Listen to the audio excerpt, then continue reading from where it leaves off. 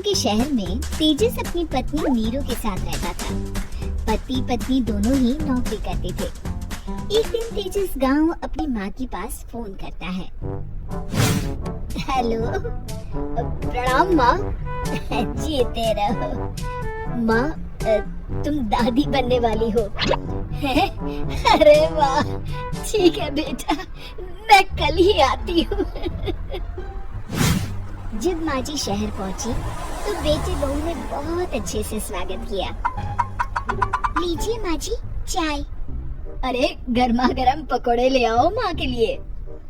नीरू रसोई में गई और 2 मिनट में ही पकोड़े ले आई। जी ये लीजिए।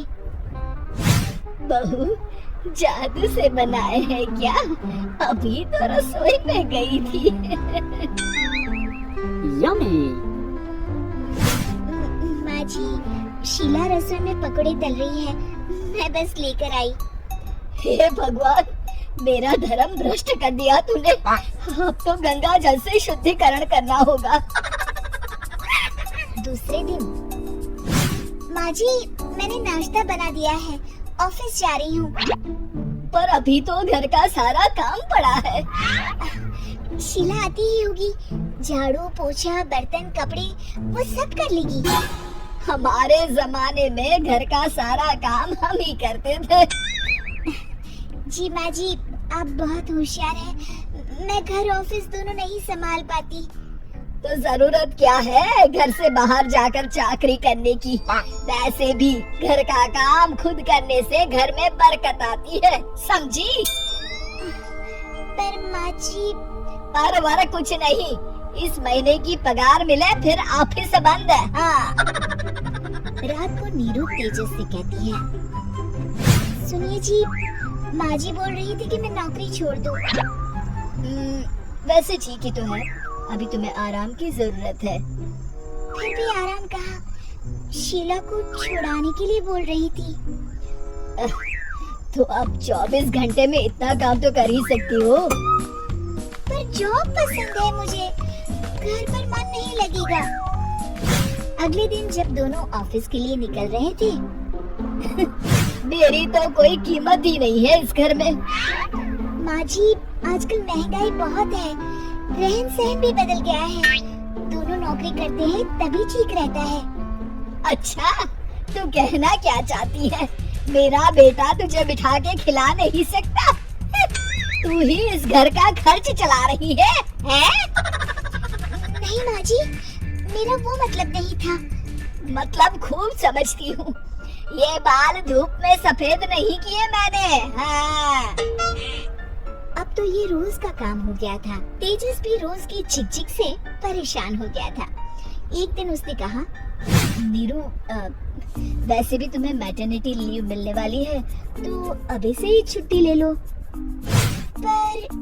पर क्या, मेरी सैलरी अच्छी खासी है। आखिर नीरू ने रिजाइन कर दिया। जब बच्चा हुआ तो घर में सब बहुत खुश हुए। कुछ दिनों बाद तेजस फाइल देख रहा था। क्या हुआ तेजस, कुछ परेशान लग रहे हो? हाँ, वो हमारी जितनी सेविंग्स थी वो तो हॉस्पिटल में और छठी के फंक्शन में खत्म हो गई है नीरू। और अभी वैसे मंदी चल रही है तो मैं बोल रही थी कल मुन्ना को हेपेटाइटिस का टीका लगवाना है। नीरू क्या पोस्टपोन नहीं कर सकते? नहीं जी, बिल्कुल नहीं। अब तेजस को समझ में आ रहा था कि उससे गलती हुई है। पैसों की कमी का असर घर के माहौल पर भी पड़ रहा था। अगले दिन, बेटा मेरा चश्मा और ये दवाइयाँ ले आना, पर्चा देते हुए माँ जी ने कहा। जी। तेजस मुन्ना के लिए दूध का डिब्बा और डायपर भी ले आना, और ये किराने के सामान की लिस्ट है, इसे भी लाना है। तेजस गुस्से में लिस्ट मरोड़कर फेंकता है और चिल्लाता है, पैसे क्या पेड़ पर उगते हैं? ये ले आना वो ले आना। अरे पर ये जरूरत का सामान ही है। वो गुस्से में बिना कुछ कहे ऑफिस चला गया। अरे लंच तो ले जाइए। नीरू दौड़कर डिब्बा पकड़ाती है। एक दिन खाना खाने के बाद, नीरू, अब तो मुन्ना कुछ बड़ा हो गया, तो अब तुम वापस ज्वाइन कर लो ना जॉब। पर इस रिसेशन में जॉब मिलना बहुत मुश्किल है। ट्राई तो करो।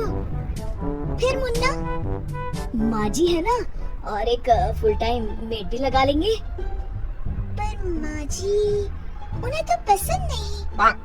तभी माँ जी वहाँ आ जाती है और प्यार से नीरू के सर पर हाथ फेरते हुए बोलती है, अब मेरी समझ में आ गया बहू, पहले के और अब के समय में अंतर है। तुम काम शुरू करो, मुन्ना की जिम्मेदारी मेरी। मेरी प्यारी माँ जी। ये कहकर नीरू उनके गले लग गई। शिक्षा, परिवर्तन संसार का नियम है, हमें भी समय के साथ चलना चाहिए।